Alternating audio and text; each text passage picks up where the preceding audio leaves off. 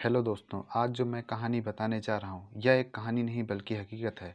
यह कहानी आज से 3 साल पहले की है, जब मैं रेलवे में ड्यूटी किया करता था। एक दिन मेरी ट्रेन ज़्यादा लेट हो गई। ट्रेन अक्सर लेट हो जाया करती थी। हर बार की तरह स्टेशन से मैं अपनी बाइक से घर जा रहा था कि रास्ते में मेरी बाइक खराब हो गई। तो मैं पैदल ही चल दिया। कुछ दूर चलने के बाद बस स्टॉप आया, तो मैं थोड़ी देर वहाँ रुक गया। मैं वहाँ बैठा ही था कि एक साधु मेरे पास आकर बैठ गए।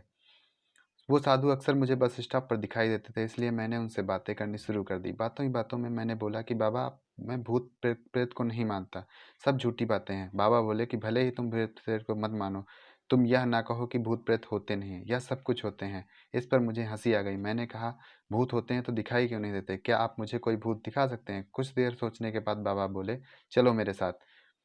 तो मैंने भी हामी भर दी और चल दिया। बाबा मुझे शमशान घाट की ओर ले जाने लगा। पहले मुझे थोड़ा डर सा लगा, लेकिन फिर मैं चल दिया। शमशान घाट कुछ ही दूरी पर था। वहां पहुंचकर मैंने देखा कुछ लाशें अभी भी जल रही थीं।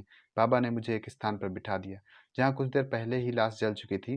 बाबा ने मुझे जमीन पर एक कील गाड़ दिया, उसमें एक सफ़ेद धागा बांधा और धागे का अंतिम छोर मुझे पकड़ा दिया।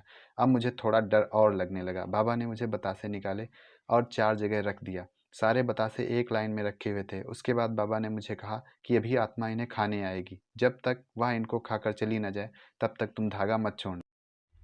कुछ मंत्र पढ़ने के बाद मुझसे आंख बंद करने को कहा। कुछ देर बाद जब मैंने आंखें खोली, तो जो मैंने देखा वह देख के हैरान रह गया।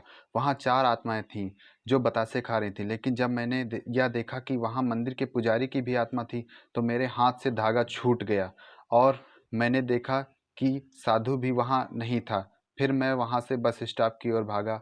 वह दृश्य मुझे दोस्तों आज भी याद है। वो दृश्य सोच के मेरी रूह कांप जाती है।